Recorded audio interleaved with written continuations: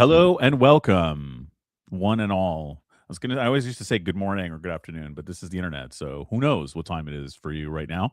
But thank you for joining us. If you're joining us live, if you're listening to this pre-recorded, thank you also. You're listening to Recruiting EQ.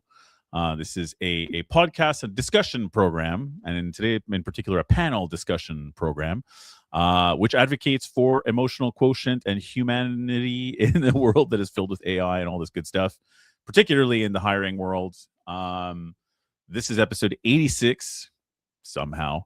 That flew by, and I just called it starting strong in 26. I think this is our first panel of the month, and everybody's just kind of like, whoa, 2026, that sounds like science fiction, or maybe it's just me. But anyway, thank you for being here, our lovely panelists. I know I advertised 3 people. Unfortunately, one could not make it. She had a sort of a small time family issue, but hopefully we'll have her on next month. But thank you for being here, Kristen and Christina. I've done this to myself yet again. Thanks for being here, you guys. Maybe we can go around the room, and if you guys want to introduce yourselves and say a little bit about what you do, that would be great.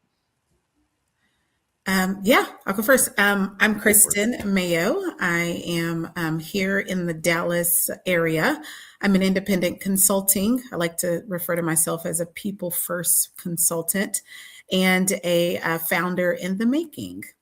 I am in the business development space of accounting, finance, HR, and clerical. And I'm just a people person. So I love what I do and happy to be on your show, Rick.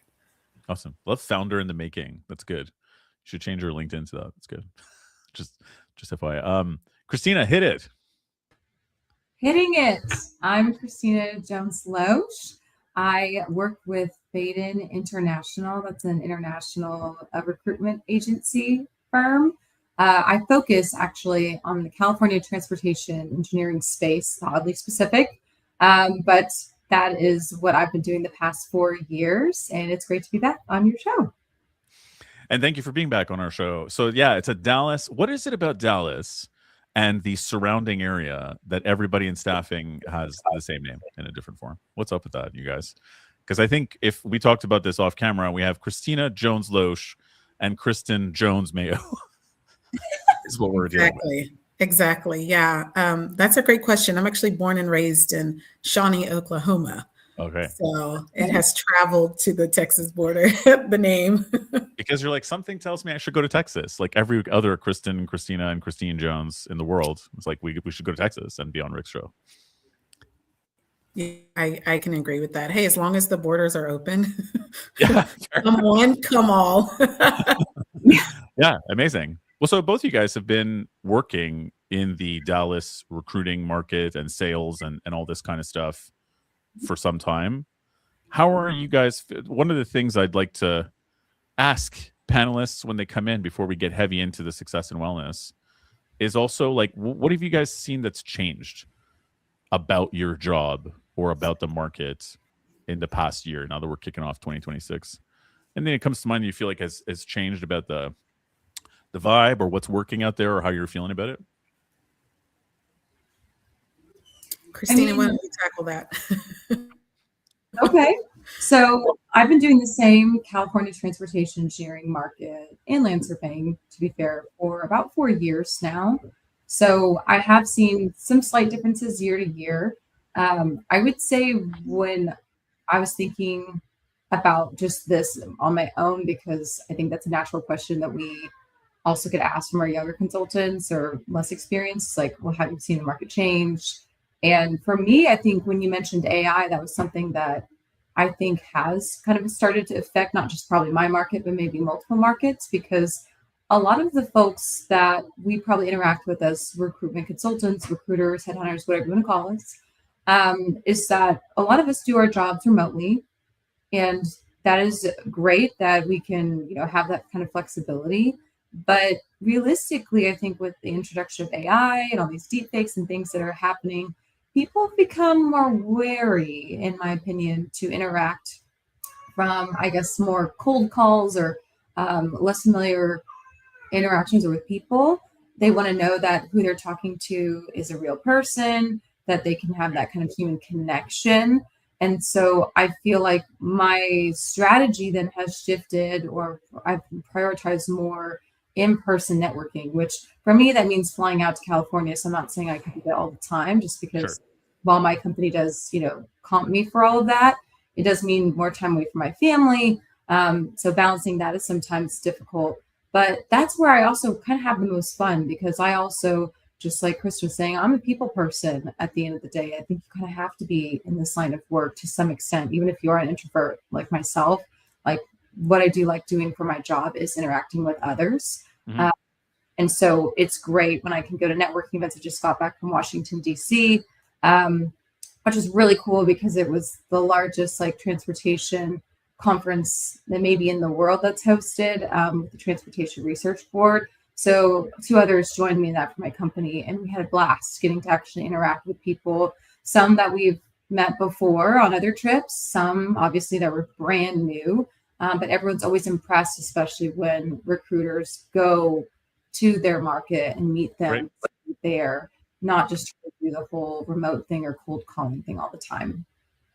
And do you feel like that's positively impacted your Oh yeah, sales? I mean, the trip before that, when I went to San Francisco for another conference, I had people reaching back out to me or connecting with me on LinkedIn instead of the other way around, like it normally is, saying, "Hey, it was so great to actually see you, meet you.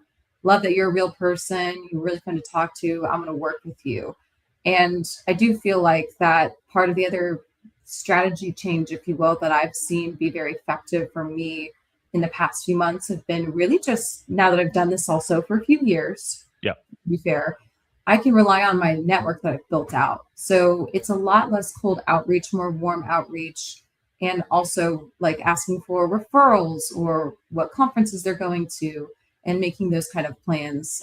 So that way they know that I'm earnestly trying to connect with them. I'm not just trying to sell them into some new job, but actually want to understand them, develop some kind of relationship with them. And it goes for business development too. It's not just, getting resumes and candidates. Like, that's how I've brought on clients typically, is when I go meet them in person and they can have that kind of interaction with me. Because we're all just trying to, make those relationships happen. Yep. So then we can work with people that we like. That's true. But yeah, that's a good point. It's a good point you raised about nurturing your network too, right? Not just meeting them and but the nurturing that network so you can reach out to them for referrals, and it isn't a glorified cold call, right? They actually know you, they'll talk to you. That makes sense. And you're saying you feel people are starved for that a little bit, right? Like, they're like falling over themselves almost to write to you afterwards. Like, what a novel experience. A human recruiter. I mean, crazy. Unfortunately, I think in our line of work, a lot of us are drawn to certain industries. I think recruitment in particular, a lot of people love the idea that I don't necessarily have to have a master's or PhD. Right. There's no degree in recruiting. So really anyone from any degree can join it. But I think the ones that actually find the most success, the ones that are actually willing to kind of take it, to the next level, which unfortunately, it doesn't sound like it's that next level or that novelty of a concept, but just going and meeting people in person and shaking a hand, making eye contact, is huge. And I think that especially now that we have a lot of firms, at least the ones I've worked with, that are going to probably stick with some kind of hybrid schedule. They are interacting even internally within their own firms or teams a lot less with people. And so even though I may not be, on their team or their direct coworker, just getting to interact with more people is still maybe filling in some gaps they're seeing internally in their firms. Because that is something that some people still want to do, the fully remote thing, that's fine. But some people realize, you know what, hybrid or fully remote, it isn't all that. I really do want to actually work with people, not just spreadsheets, numbers, AutoCAD, whatever the systems is they're working with all day. For sure. AutoCAD all day long for I have no idea how to do AutoCAD, but no, you're right. For some people, Kristen, what are you seeing? I mean, you and I had talked, I want to say at length, and you spoke quite passionately about some of the things that you're thinking and feeling about the way this industry is going. No. Where to start? I'm thinking, how do we unpack this? So I got in this industry about 10 years ago. I got in at a time where we were in the office 8 to 5 a.m. every day. If you got there at 8 o'clock, you were late, right? We had morning powwows. We're going over all of the job orders, all of the candidates we want to take to market, what we're doing for our clients day in and day out, really advocating for them and really giving them the white glove. When I first started in this industry, I want to say 2016, that was the name of the game. And if you were not doing that, you were getting left behind. Fast forward, it has become more of an email, intake, AI driven community.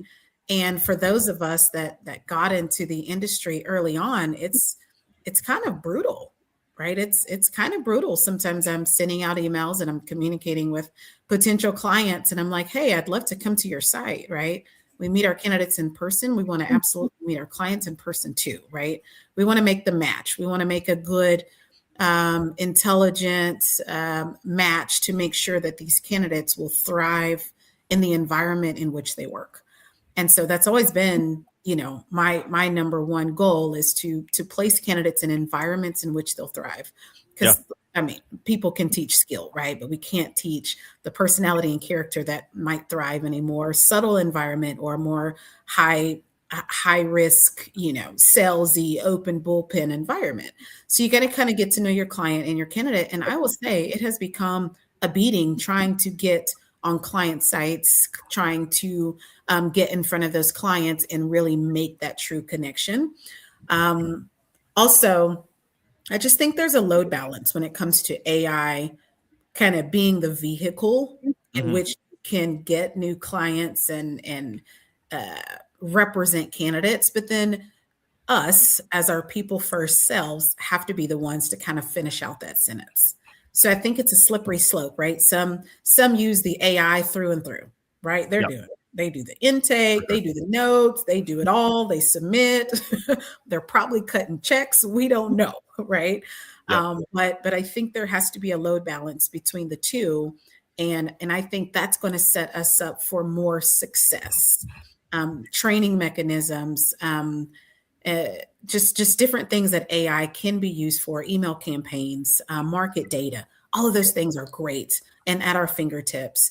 And I think those things should be used. But the biggest and the challenging thing that I see now is you can't use too much of the non-human aspect of it and then expect human aspect results at the end of it. So I think kind of that's where the rubber, meets the road. So like Christina says, I'm glad that you're getting out and getting in front of clients. And if you have to fly to their sites, and you will find that those relationships are more organically grown than, just a cattle chute business, right? Push them out, push them in, revolving doors. I don't think we're at a time, those that's been in this industry for a while, right? I just don't think there's a space for that. All roads has to lead back to that human interaction. So I am hopeful that, as the movement continues, we can get more of the human interaction, the shaking hands, looking people in their eyes, really understand, passing along body language, becoming synergy partners. All of those things is what's needed, I think, in today's staffing market. Yeah, agreed. And I feel like, I feel like the whole like leaning on AI and email sequences and stuff like that has a lot to do with this attitude from the top where it's like, it's just a numbers game, as you often hear. Like, it's a numbers game. It's a numbers game. And I'm not saying it's not a numbers game, but I think the big question now that we have so many tools that can do volume for us is, what are the numbers that we care about? What are the numbers that are important, right? And if none of those numbers are how many real human beings did you meet or form relationships with, maybe you're setting yourself up to be completely replaced by AI eventually. Like, some hiring manager will just use AI. If there's no reason for a human being to be involved in your process, you're probably in trouble in a couple of years of being out of business. Because, like, why would the hiring manager not just get a bunch of tools to replace you if that's what you're doing? You know what I mean? Yeah, that's a great point. I've always said that. I mean, I like AI. It does wonders when it comes to analytical data, right? Business meetings that need to be summarized. All of those things are great. Copilot has a really good feature of doing that as well. But this is a human interactive industry, and we can't turn it into a non-human interactive industry, unless, like you said, Rick, I am going to interview a bot, and that bot is going to go work for another bot. In Yeah. that case, we're not needed. But I do think the industry does need us. Yeah, agreed. Two things I'm just going to point out and take this quick second to say we got a couple comments come through. Jessica says, good morning from Dallas. Hi, guys, which is lovely. Javier says, good morning from the Alamo Taco City. Little taco emoji. Love that. And then also writes, spot on. Yeah, love that from Javier, too. So lively in Dallas today. Guys, if you're commenting, any questions you have for the panel, too, at some point today, we're going to get to talking about success and wellness, but I think this all plays into it. So yeah, feel free to ask any questions and hit us up. Do you guys know in Dallas? I think we talked about this last time, Christina. Maybe I don't know if you were on that panel because it was the Dallas panel, Austin versus Texas panel that you were on. If you remember that one, not versus, but cousins. It was we were talking about. Indeed had a light industrial kind of recruiting brand with a bunch of people around the world. And there were people in Dallas who were working fully remotely, and 100% of them were replaced at the same time, about, I want to say 6-7 months ago. So they were all just let go. There's one woman I spoke to, lovely woman who was with them for like 5 years. Everyone was replaced by AI bots. And they were AI bots that's like an avatar of a person that's just kind of like, hi, I'm Rick, and I'm your AI recruiter. Talking That's to these too good of people. a voice. Right. The voice was spot on. Rick, are you not Rick? Please click the bottom right to make sure you are a human. Exactly. Yeah, totally. Everyone's going to question it now. Just kind of like, that was a great idea. It was creative. It was innovative. And I think you should go for it. Like, we need a captcha. Yeah, I know, to prove that I'm real. But yeah, what do you guys think of that? Like, is there a tipping point where it's like, listen, this is just an intake to see if a warm body is available to show up and do a forklift job. It's okay to have that AI avatar because they're not using the human connection, and so it's okay? Or is it short-sighted because you're like, well, then this AI is not going to know who had a good attitude in the interview next time we need a forklift person. So they're not going to know which one that, you're always starting from scratch, right? Like, so I go back and forth as to even that. Is it acceptable? Does it make sense?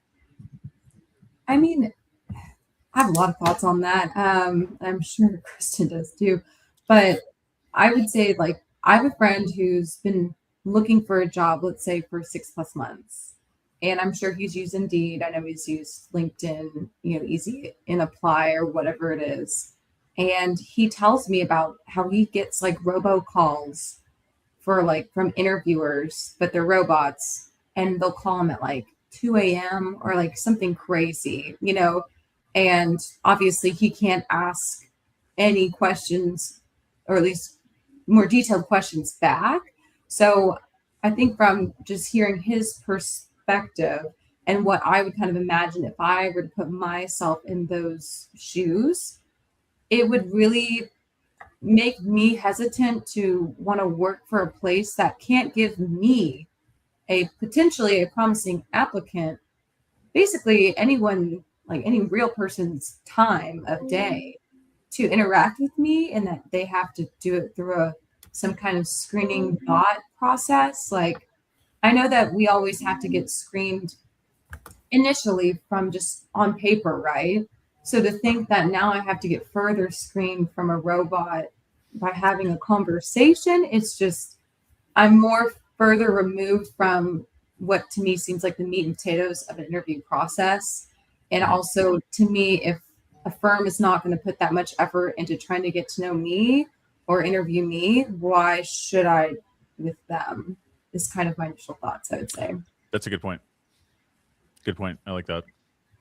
Kristen, how do you feel about it?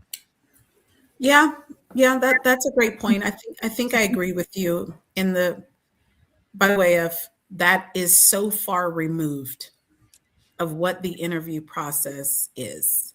Right? For sure. I agree. It doesn't make a lot of sense.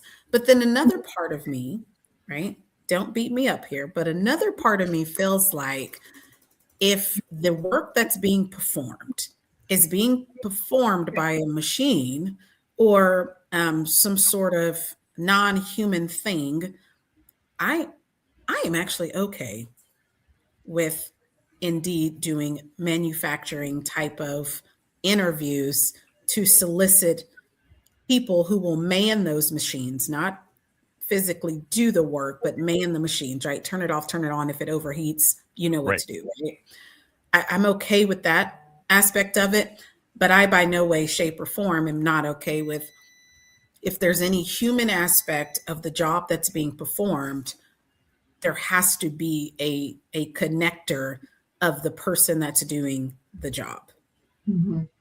There has to Yep. be. And AI is brilliant, right? It takes all this data together and it gives us the Yep. best answer. However, where is the emotional intelligence part of it?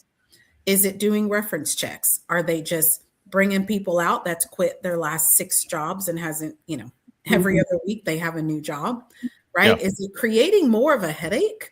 That would be my fear is, are you just creating more of a headache? I mean, I'm sure Christine and I could place 50 candidates a day as long as you have a pulse, right? The Me. requirements are to have a pulse.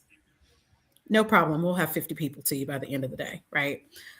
So a little bit of me is like, hey, if it has nothing to do with human stuff and it's machines, okay, allow the algorithm to properly select, Mhm. who can man those machines. But if there's any human aspect of it, we gotta take it across the finish line and make sure it's a person that's sitting in the seat that's actually going to have some emotional intelligence along with that process.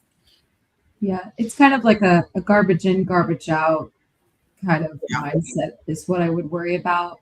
Is if, and I'm not saying AI is garbage, but if again, it's a lack of effort, I guess, in care that Mhm. if you show on one side, the other person will probably reciprocate.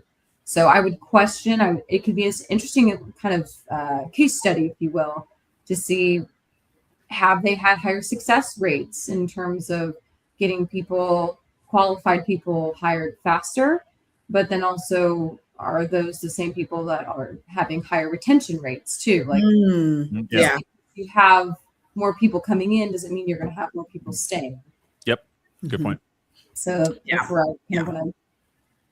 I'm not again 100% opposed. I think there's always some good in these ideas, especially if it's a big company like Indeed, putting something through, like try it, but we'll see where the cards fall, I guess. I don't know. Yeah, it's a tough one, right? 'Cause, like, we're just at the Yeah. beginning of this era, and it obviously feels weird, but I don't know. I mean, those are good points. Just a couple other comments that have come in. We got Catherine who says, hi from Dallas, LVI also. So that's cool. Woo! Hello, LVI. We got hi Kristen from Dallas from a guy named Andrea, I believe. I hope I'm pronouncing that correctly. Then we had one which is Anastasia is asking, hi from London. What's the biggest challenge in the civil market at the moment?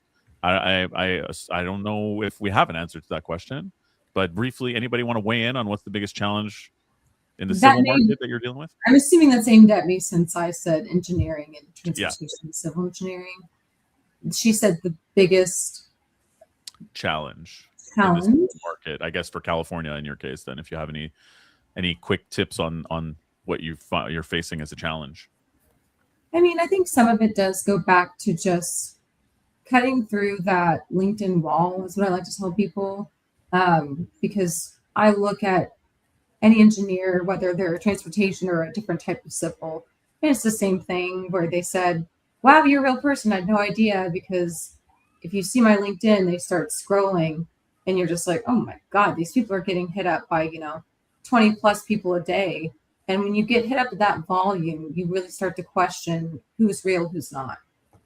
And so you kind of have to cut through with your type of messaging, but also with your kind of social proof that you exist through your network or maybe through things you're posting on your own page or just making the hardest step sometimes with just going in person to prove that you are someone worth talking to and that is going to put that effort, the actual effort into meeting them and working with them and developing that kind of human connection.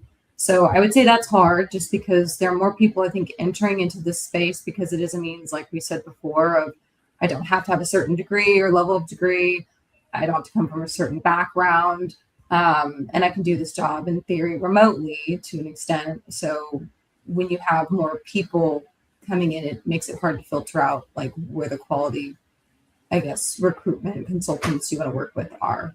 So I'd say that's one big thing. And then we obviously had the government shut down. Whoop! I don't know if we're allowed to talk about that. I mean, we're allowed to say that it exists. We need a captcha. So that was really hard on people. I mean, I had friends that are engineers, like my actual friends, not like my acquaintances on LinkedIn, no, my real life friends that were furloughed. And that was really tough on them, right? So I think that was something that they were facing where there was just a lot of uncertainty about what policies are changing, what's happening at a federal or government level, because that does affect then, which most of my clients are on the private side, what budgets or what their clients, since a lot of them are working with municipalities or regional agencies, et cetera, what they're able to do. And that then the amount of work that they get then affects what kind of recruitment budgets or other teams that they can build out or, bring in, that sort of thing. So I would say that those were kind of the two big things, was just getting people to understand you're a real person and working with someone that actually cares. So kind of having to make that above and beyond effort. And then also just the uncertainty about where some of the government has been, have probably been the two big things that I've heard from my network. Yeah, no, good answer. And thank you for that. A couple more comments that came in were, hello guys, and hello from the heart of Dallas, which is great. Someone here mentioned that I declined Indeed's proposal because it screens what the candidates wrote on the resume. Unfortunately, resumes that came in are mostly garbage. So while AI might have ranked them highly, a quick conversation by me weeded them out for inconsistencies. This is kind of what you guys are saying, especially you, Kristen, right? It was just sort of speaking to a person and seeing what they wrote on their resume are two entirely different things, right? So it's and we don't know we don't know the prompts in which Indeed acts on. Right. It's somebody putting in the prompts that says if they have 2 or more years of experience, send them through. Hold on. Is that 2 total years? Is that 2 per company? Right. So we don't really know the prompts. But again, that's our jobs. That's our jobs to dissect the resume. So good for you. Good for you, Indeed person who didn't accept the offer. Yeah. Well, and I think that's a really good point about the prompts. And also, I think we're going toward a big discussion in recruitment about what is more important. Is it what the person's experience was on their resume, or is it who they are as a person today? So like if someone was young and they were jumpy when they were young, but now they've grown up and they've gotten married and settled down, do we not even interview them to give them a chance to be a different person than they are now, as a more stable person than they were when they were in their 20s? Or are they forever a jumpy person in their 20s that's not going to stick to a job forever? So like weeding things out based on best practices and not even bothering to talk to the person is a slippery slope that AI is favoring, I think. Agreed. We do have a tool. We do have some sense that come into play, and those are called reference checks. So if you were once young and you had some difficulties with stability, as you're getting older, you are creating some stability by staying at jobs more than 2 years or creating an environment, network, workspace that can vouch for you. In doing those references, somebody's going to say, wow, this has been a really great candidate. Doesn't take a lot of PTO, comes in on time, wears multiple hats when they need to.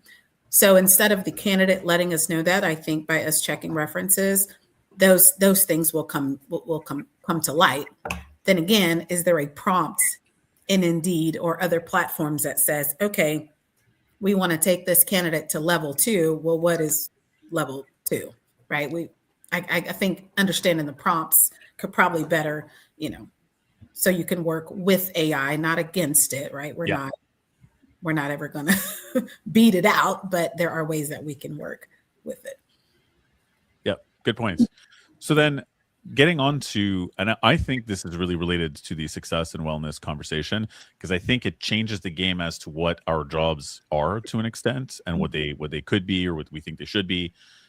So like what even is like is first of all, is this affecting people, do you think, in a way where it's more draining or stressful than it was before? And what does success even look like now in this world, in this kind of market, to both of you individually? So you're asking, like the like AI integration, is that making things more stressful? Yeah, or maybe the uncertainty. I mean, there's a lot of things that are going, a lot of moving parts right now. The market is up and down. There's a lot of tools. There's a lot of talk of using different tools. There's a lot of talk of what kind of candidates are actually good for jobs or not. Mhm. And a lot of it is big questions where we're thinking through the actual job we're doing. It's not like in a pre-COVID world, I feel like people were like, no, you go recruit, go interview them. And then like, if are they good? Okay, cool. Send them to the job and then check in, check their references. Yeah. Now I feel like it's always like, but maybe we should do things like this. Maybe we need to master email sequencing. And then 2 years later, we're like, email sequencing's dead. It's like we just started mastering it. And it's like, it's dead. Now it's all AI tools. And it's like, oh, you know what? Staffing's over. We're just going to replace everybody with AI bots. And other people are like, not a chance. And you know what I mean? Like there's always these big looming things, in addition to the market being crazy up and down for many reasons since COVID. What do both of you think about the whole stress and wellness thing within being in a business like this that's so up and down? Yeah. And how does that play into what your definition of success is for the future in this business? So I certainly think that it takes the stress off. I have found myself less stressed while using email campaigns or different AI methods, market data. You know, if I'm going after different industries, I most of the time am going after industries that are not saturated. Mhm. And so I use AI for those types of tools and for that type of knowledge. That has helped me and that has made me less stressed, right? We used to have salary guides. Remember the big books, the 500-page books, you take it to the client, and now you're going through what their title is, making sure everybody's getting paid what they need based off of industry and how many employees are there. To dissect that book and really bring in market data and share that with a client who may or may not even ask for it or who may or may not even want it.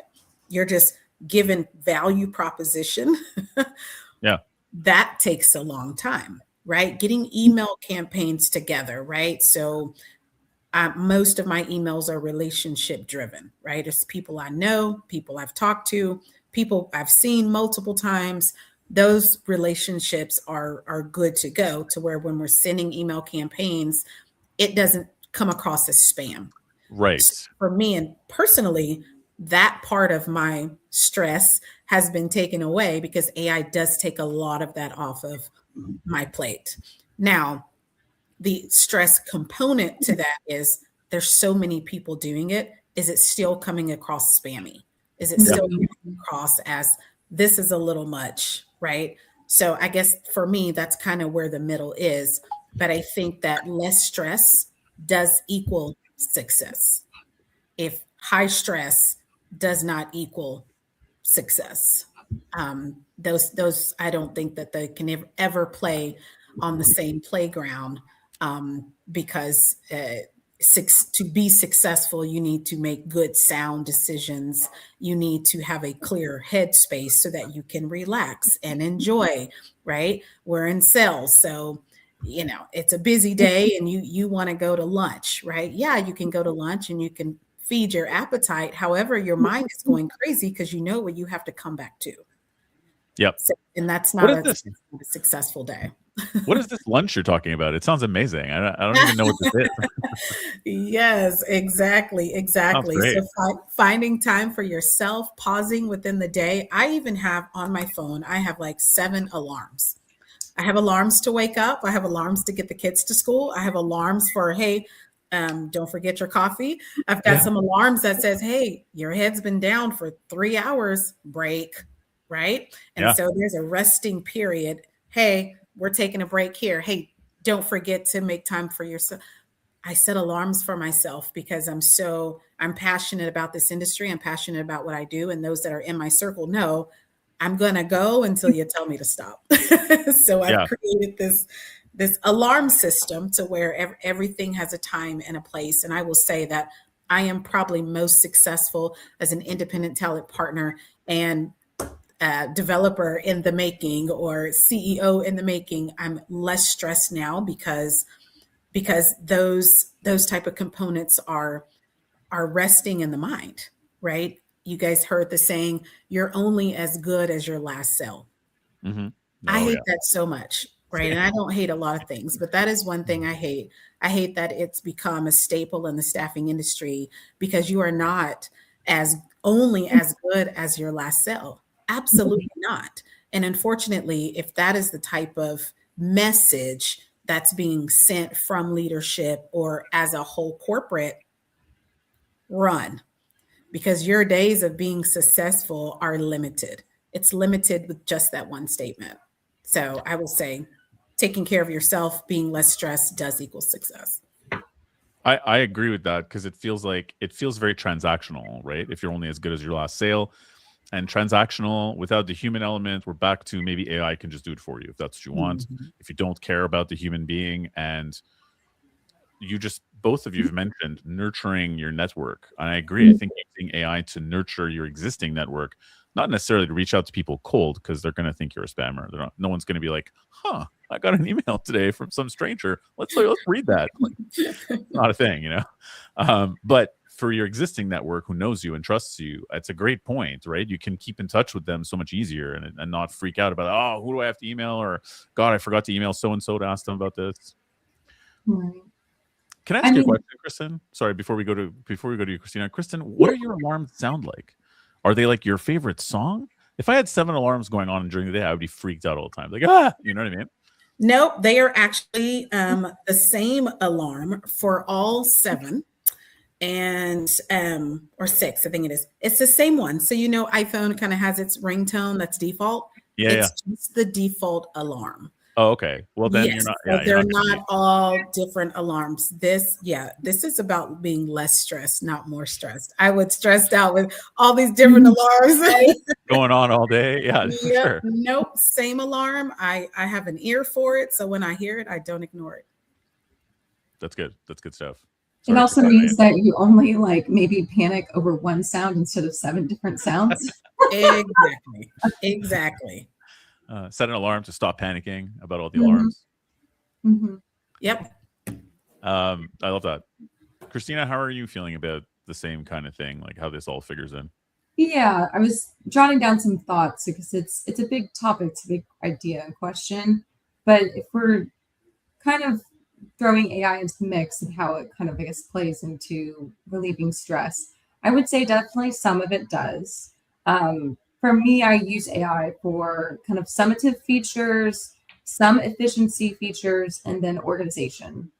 So those are all things just to basically get more time back. So then, yes, in theory, I'm hopefully working a little bit less, or at least being able to put that mental energy or that time into doing what I actually need to do, which is developing the relationships, and actually making the calls myself. Because I'm not going to go ask AI to go make my phone calls for me, just to update clients and interviews, things like that. Like they want to talk to me, they want to ask me questions. Mhm. So for me, ultimately, it's never going to be the end all be all where it's going to be able to travel for me. It's going to be able to develop relationships for me, but it can make me, again, a little bit quicker and maybe take some mental load off, which in itself would, obviously alleviate some stress there.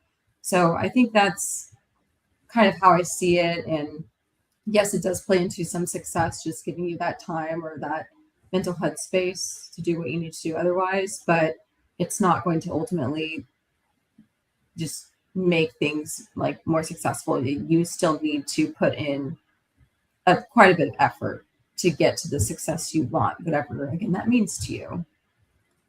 I do love that both of you agree with me on this as well, though, that there's a connection between your wellness and your success.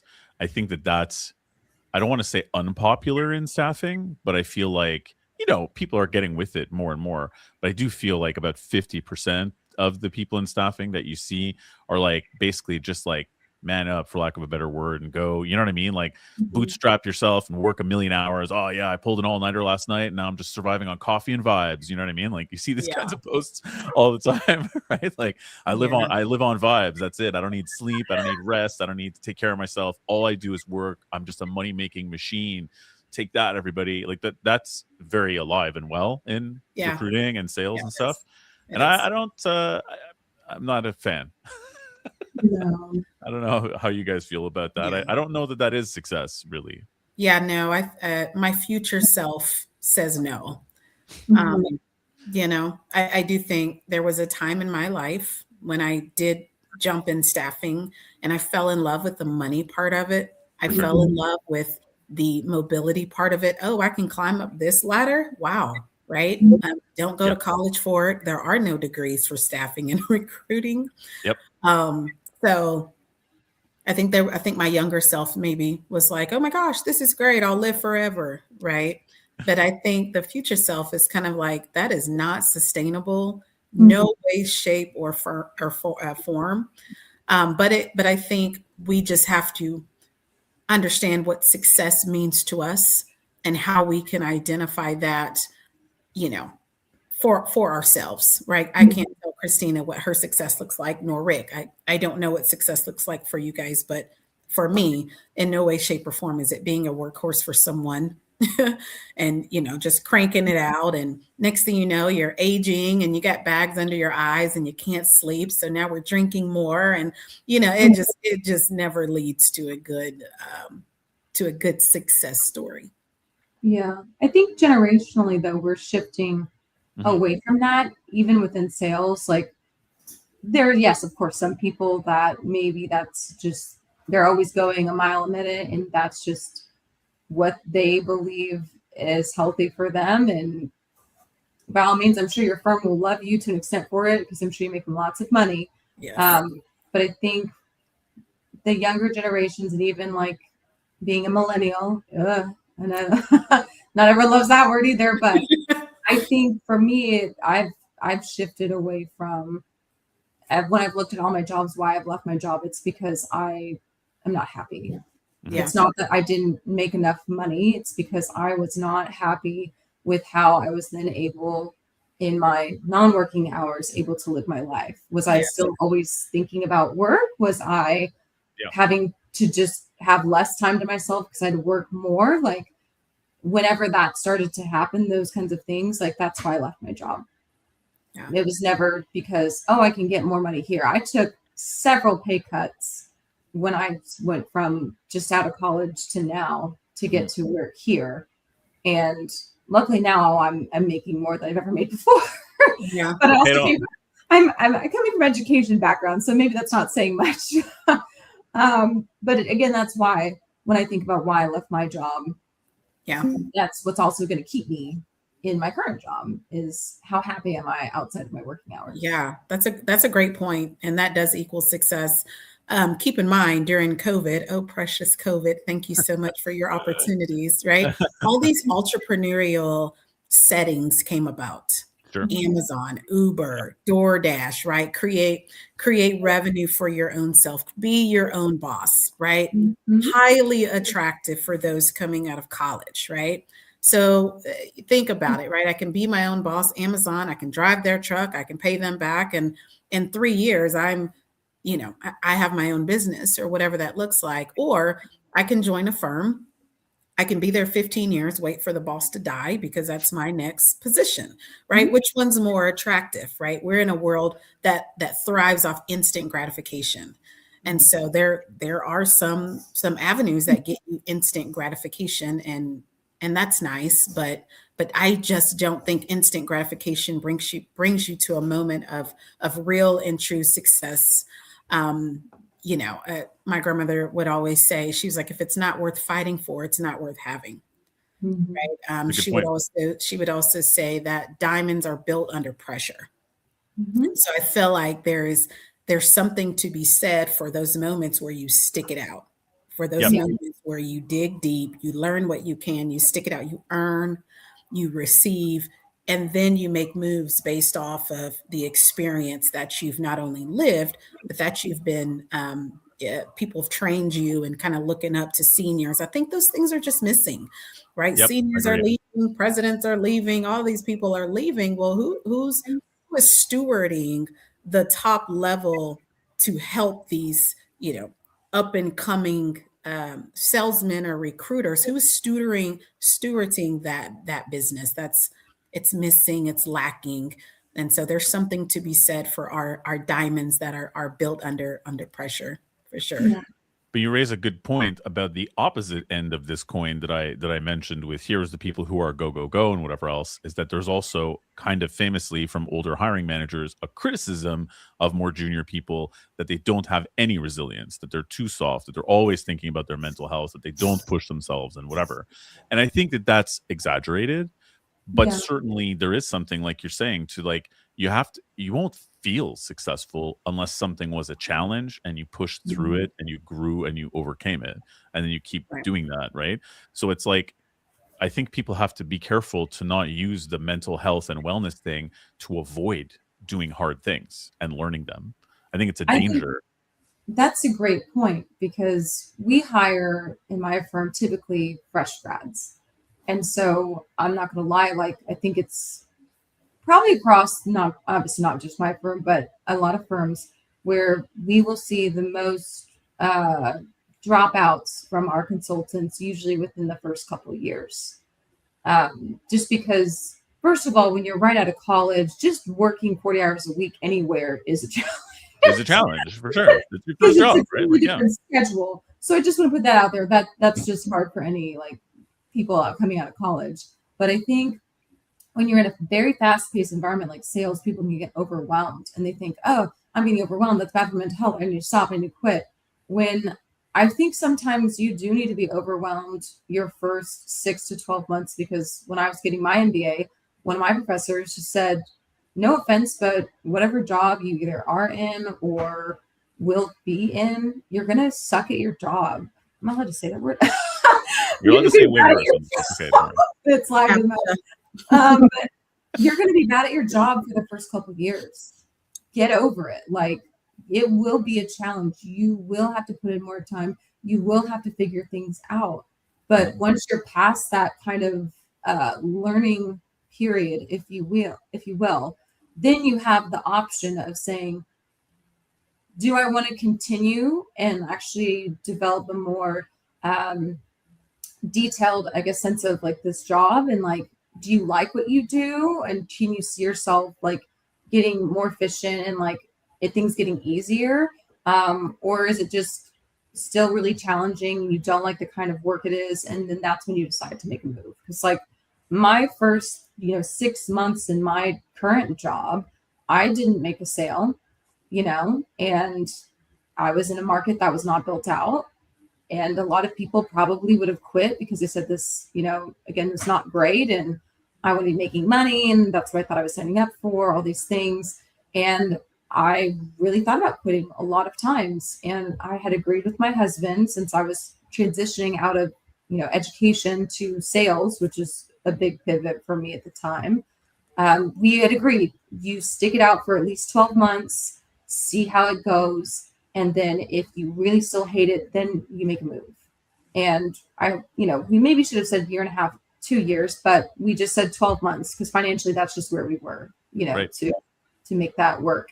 And it was month 6 to month 12 where I built almost $500,000 for my company, like was top biller in my brand, like all these things. Like, because if I had quit at that 6-month mark, I would have not had any of that success or the promotions or whatever it was. And so I was so thankful at the end of the year that I stuck it out, this 12-month mark, like I said I would, because that's when I finally understood what my market needed from me, what kind of clients I was bringing on and how to help them and develop those relationships. Like, it's just not instantaneous. And like Kristen said, we're in an instantaneous, instant gratification kind of world. 100%. And so for younger generations, I think that's just tough when you have all this, motivation and drive. And then when you don't get that instant success, you think either something's wrong with you or something's wrong with the job, but you should just leave and just give up. Yeah, 100%. 100%. Thank you for that. I want to try something new that we're going to do all year, which is I'd like to end off with a little game, which I will spring on No. you. You're like, God, Rick, how dare you? But so, do you guys know the game over under? So you have to say whether something is overrated or underrated. Okay. Choose to say why, but we'll rapid fire through these things, and I'll just throw them out there, and both you guys can say whether you think that the popular opinion is that this is worse than what it is or better, right? Like if everybody loves something, you're like, this is overrated. You follow me, right? Ready? Mm-hmm. Okay. Resumes over under. Overrated. Overrated, yeah. I agree. Cover letters. Over. LinkedIn recruiter. Over. Under. Why over? Why under? Out of curiosity. I said underrated only because LinkedIn Recruiter is awesome. Mm-hmm. I think it's awesome. I just think it costs too much. Is that why you said over? No, because I don't pay for it, luckily. That's always good, yeah. I think that they are developing a lot of great features, so it could, in theory, be underrated. But I think how it is used is overrated.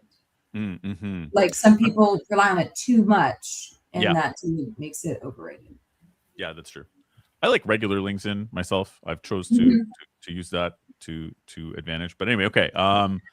This one's probably obvious. Counter offers, overrated, underrated. Over. Cold calling. Under. Yeah, I agree. I never thought I'd hear myself say that, but I do. Get back to the basics. Yeah, people talking to people. Mm-hmm. Working from home, overrated, underrated. Over. Unpopular opinion. I'll weigh in. It's overrated. There's things to be said for synergy. There are things to be said for building culture and building the type of energy that you want. Now, if you guys pre-COVID have been in the office 10 years together, COVID hits and you're working remotely, that's understandable because the energy and the culture is already set. But for these newer companies, the newer businesses, get in the office, know your personnel, lean on each other, talk to each other, and create a culture that you would want to work in. I will, with that commentary, say over, but I do work fully remote. So I don't want my company to listen to this and say, oh, she just needs to go back to the office. Because I do travel for work, so I'm not here all the time, but yes, I would over for the point she said. Yes. Agreed. I'm going to say over. I work fully remote and I love it, but I also braved it was minus 13 degrees Fahrenheit yesterday in Toronto, and I went downtown to meet with one of my clients and sit down with him anyway. So there, in the bad weather. You are a trooper. I know. I haven't done one in a while though, if I'm honest. So I should do more of them. Dallas shuts down at 37 degrees. So if we shut down at 37 degrees, we'd be shut down for 4 months, 4 or 5 months a year, right? Okay, couple more quick ones here. Doing references, candidate references, over, under. I've actually had, now again, I'm in rec to rec, right? So it's like I'm talking to other recruiting agencies to do references. I've gotten to the point where sometimes people are like, nah, there's no point. There's no point in doing them. They're only going to give me somebody that's going to say nice things about them. We're not going to prove what their billings truly were. It doesn't do me any good. And I've had other hiring. That's okay. You think so? I do. Rec to rec, that's okay. Hear me. Rec to rec, that's okay. Everything else, I think that there needs to be a reference, supervisor, manager, or above. But in these staffing places, there's no degree for it. You will take someone out of college as well as somebody with 10 years. So there really is no baseline for it. Case in point, I was in accounting and finance for 7 years before I even touched staffing and recruiting. I knew nothing about it. What made me qualified? A phone call. That's it, right? An introduction. That's it. So rec to rec, maybe references aren't needed, and maybe they will tell their friend, hey, just let me get into this gig. It's a production environment. you get out what you put in. Mhm. So if you're, the references, I don't think it really helps one way or the other, because you set the goal of what you want to make outside of having a base, but you set that goal. So if you come in and you're crappy, that's on you. If you come in and you're a star, that's on you too. But as far as a more specialized role, payroll specialist, Yeah. tax accountant, oh, we need references, right? We need to make sure the accuracy and the level of competencies are there. That's not really needed in staffing. So I'm a yes and a no on that, because you made a good point on rec to rec. Yeah. No, yeah. It's just different, I guess. Christina, sorry. I will also add that I've had some references, not that our firm personally handles those, but there have been a few people that are like, oh, I did know this person. They don't always give the nicest reference checks. Agreed. So I disagree with that. But sometimes also I think that judging someone you worked with 20 years ago when they were right out of college versus who they are now, I don't think that there are some things, especially from a technical standpoint and sometimes from a personality standpoint, that have stayed the same. So sometimes I get a little bit wary with reference checks because maybe it's the specific one industry that I'm in, but some of these engineers sometimes I think take, one or two interactions that happened 10 plus years ago, maybe a little too much to heart. And I'm like, that's what you're holding on to. And that's what you're saying in a reference check. I don't know if that's an accurate depiction of where they are now. That's all. That's a good point. Personally, I find they're way underrated. I love doing reference checks, and I love calling people's hiring managers and talking about them and learning about the company and the management style and trying to get them to be my client sometimes, you know what I mean, or whatever. I love them personally, but I feel like they're sort of going out of fashion. There's one little caveat I'll say is I had one client who didn't want to do them before the offer. They wanted to do it after the client candidate accepted, and they wanted to talk to their manager to ask them, manager to manager, I've already hired the guy. What do you think? What are the things that piss this person off? What are the things that I can do to really get? And I thought that was kind of brilliant. That is brilliant. But would they potentially rescind the offer if they heard something they didn't like? Because if they're using that as a way to be non-committal, but to secure somebody, I don't know. I think that's these are I think it's possible, but I think these again are recruiting jobs, right? So it's like if the person is who we should be checking and whatever, if they've been at their last agency for 3 years and they were promoted twice, that's all they need to know. They're like, well, they stuck to it and they got promoted, so they did their thing. It's, you know what I mean? So like I think that's, again, it's rec to rec, so maybe it's specific, but yeah, if they called and they were like, who? I've never heard of this guy before, then yeah, they'd probably rescind the offer, right? Yeah. If they were fully lying, then yeah, sure.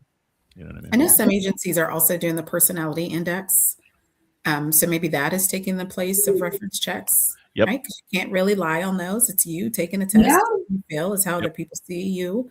And so I like those tools. I like them. I think it shows who a person is. It's almost like a credit check for a person, right? It's like, fill out this application and let's see how you can be managed, how you like to work. Are you a quiet person? Are you a people person? Are you more salesy, right? So maybe because the references are going out of fashion, maybe it's because the personality indexes are kind of taking over that and a little bit more accurate, a little better accurate. Okay, so underrated personality indexes. I haven't gone there yet, but those are underrated. Just underrated. Here's a quick one before we're already at time pretty much, but I had a guest on last year who argued that from a hiring perspective, behavioral indexes were more accurate than personality ones, because the behavioral ones got to the bottom of what are the behaviors that this person naturally is about and what are the behaviors that we're going to expect of them in the job. And they might be well aligned personality wise, but if they don't behave that way naturally, they'll get frustrated, they'll get tired, they won't love the job. That was the idea. It's not, are they fitting for the job? Will they be happy here? Is the focus. And I thought that was interesting. I had never really given that thought before, but I'm like, right, this index is to see, are you going to be happy in this job with what we're going to ask of you? That seems like a good idea, right? Like to consider that. I agree. That sounds like a great idea. It goes back to my point of when I place candidates, it's, will you thrive in this environment? Yes. And that does go back to behavioral differences or, whatever that looks like. But yeah, I like that. Yeah. But do we think that behavior is easier to change than personality?